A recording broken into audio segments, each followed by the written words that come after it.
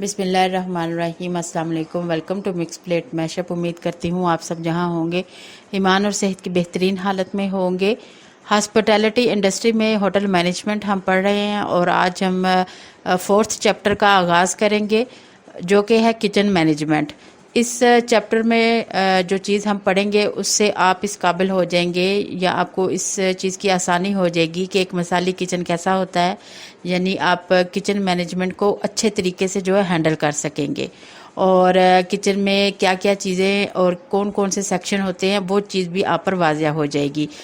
Kitchen کے مختلف sections ہوتے ہیں اور ان سیکشنز میں جو ہے مختلف ڈیوٹی دی جاتی ہے۔ کچن مینجمنٹ میں سب سے پہلے جو ہیڈ باورچی یعنی ایگزیکٹو شیف کا کام اس مقصد کے حصول کے لیے ہوتا ہے کہ کچن کو اچھے طریقے سے استعمال کیا جا سکے۔ عام طور پر ایگزیکٹو شیف 10 یا اس سے زیادہ کچن ورکرز کی ٹیم کا سربراہ ہوتا ہے۔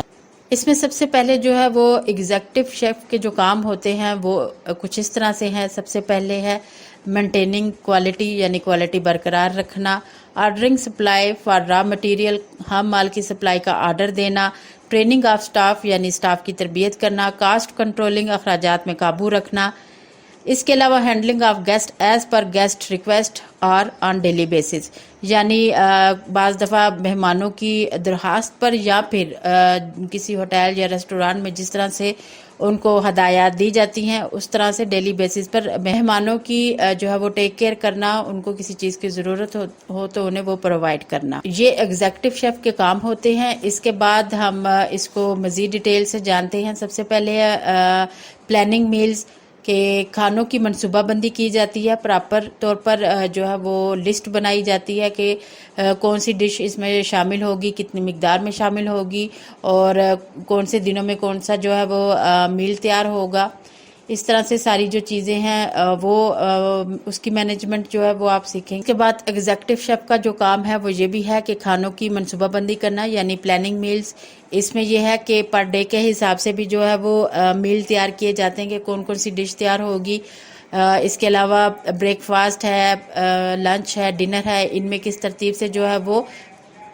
کھانا تیار کیا جائے گا۔ اس کے بعد ہے ذرائع اور وسائل کو معقول انداز میں ترتیب دینا ہوتا ہے، یعنی جو بھی آپ کے پاس آپ کی سہولیات ہیں، اس کے علاوہ جو آپ کا بجٹ ہے، ان ساری چیزوں کو آپ نے دیکھنا ہے اور ایک پراپر اور ایک بجٹ فرینڈلی جو چیزیں ہیں نا آپ نے اس حساب سے جو ہے کچن کو سنبھالنا ہے۔ یہ نہیں کہ آپ بہت زیادہ را مٹیریل جو ہے وہ آرڈر کر دیں، وہ آپ کے پاس آئے اور وہ جو ہے وہ خراب ہو اور ویسٹ بھی ہو۔ تو یہ ساری چیزیں اس چیز میں آپ نے جو ہے وہ نوٹ رکھنی ہوتی ہیں کہ آپ کو پتہ ہو آپ نے اسی مقدار میں جس حساب سے آپ نے پلاننگ آف میلز کی ہوئی ہیں آپ نے اسی طرح سے را مٹیریل کا آرڈر کرنا ہے تاکہ کچھ چیزیں ویسٹ بھی نہ ہو اور اس طرح سے آپ کا بجٹ بھی متاثر نہ ہو۔ اس کے بعد سٹاف کو ہدایات دینی ہوتی ہیں کہ کیسے کام کیا جائے، یعنی ایک ایگزیکٹو شیف کا کام یہ بھی ہے کہ وہ اپنے جو سٹاف ہے اس کو بھی اپنے ساتھ لے کر چلے، کیونکہ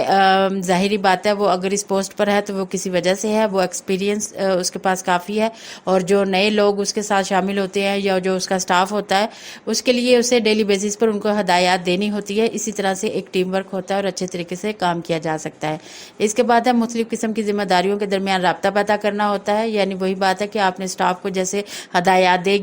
سٹاف کو ہدایات دے دی ہیں، اب آپ نے چیک اینڈ بیلنس بھی رکھنا ہے کہ وہ لوگ اپنا کام ہے وہ بہتر طریقے سے کر رہے ہیں، اگر انہیں کوئی مشکل پیش آ رہی ہے تو ان کی ہیلپ بھی کرنی ہے۔ اس کے بعد ہے نتائج کو کنٹرول کرنا ہوتا ہے۔ نتائج کو کنٹرول کرنا مین یہ ہے کہ آپ نے جب یہ ساری چیزیں، یہ پلاننگ، یہ دوسروں کو گائیڈ کرنا، یہ ساری چیزیں کر لی اور ایٹ دا اینڈ آپ نے یہ دیکھنا ہوتا ہے کہ یہ جو سارا کام آپ نے کیا ہے آیا یہ بہتر طریقے سے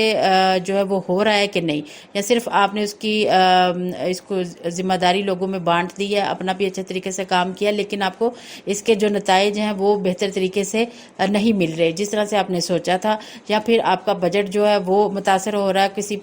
جو ہے کمی کی وجہ سے۔ تو یہ ساری چیزیں بھی آپ نے دیکھنی ہے، اور فائدہ تبھی ہوتا ہے جب آپ نے یہ جو بھی پلاننگ کی ہو، جو بھی آپ نے کام کیا ہو، اس کے بعد جو رزلٹ ہے وہ آپ کی توقع کے مطابق ہو، نہ کہ اس میں جو ہے وہ کچھ فالٹ رہ جائے۔ تو پھر آپ نے کوشش کرنی ہوتی ہے کہ وہ آپ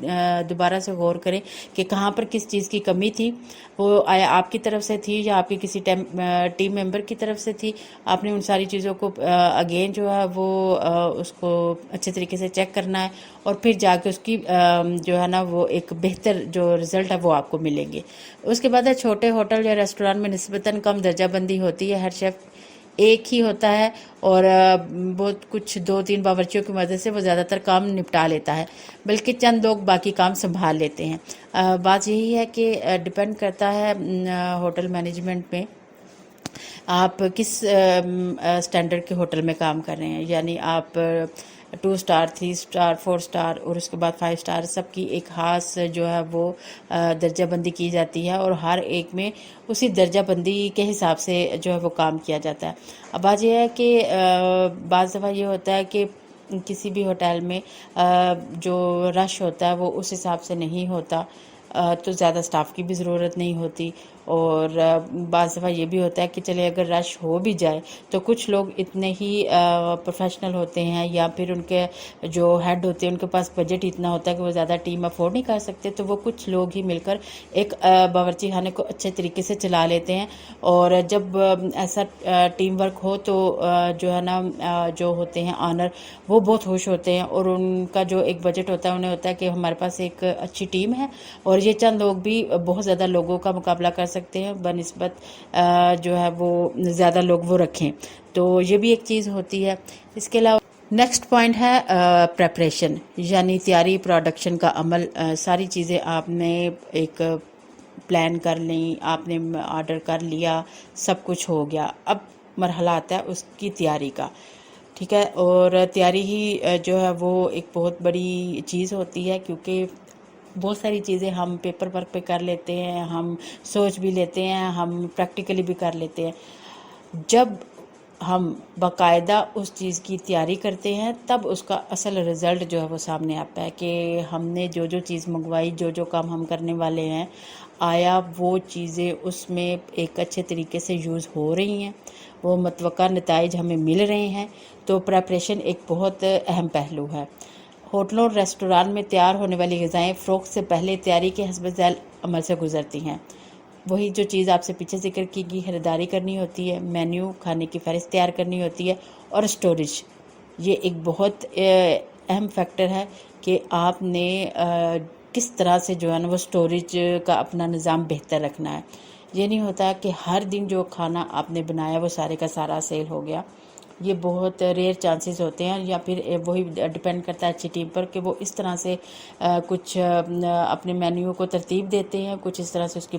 جو ہے وہ پریپریشن کرتے ہیں کہ چیزیں جو ہے وہ ویسٹ بھی نہ ہوں، اور ڈیلی بیسس پر اگر زیادہ آرڈر بھی آ جاتے ہیں تو تب بھی مینیج کر سکے، اور اگر کم جو ہے وہ آرڈر آ رہے ہیں، کم جو ہے وہ لوگ آ رہے ہیں اس دن میں ہوٹل میں، تو وہ اس چیز کو ویسٹ ہونے سے بچا بھی سکے تاکہ نیکسٹ ڈے وہ ایک اچھے طریقے سے جو ہے اس کو یوٹیلائز کر سکے۔ تو یہ ایک پریپریشن کا بہت اہم حصہ ہوتا ہے کچن مینجمنٹ میں۔ تو آج کی ویڈیو میں ہم نے اس چیز کو سمجھا، انشاءاللہ تعالی نیکسٹ ویڈیو میں اس کو اگلے سٹیپ کے ساتھ مزید واضح کریں گے۔ امید کرتی ہوں آپ کو یہ ویڈیوز اچھی لگ رہی ہوں گی اور آپ کی لائف میں کچھ ویلیو ایڈ ہو رہی ہوگی۔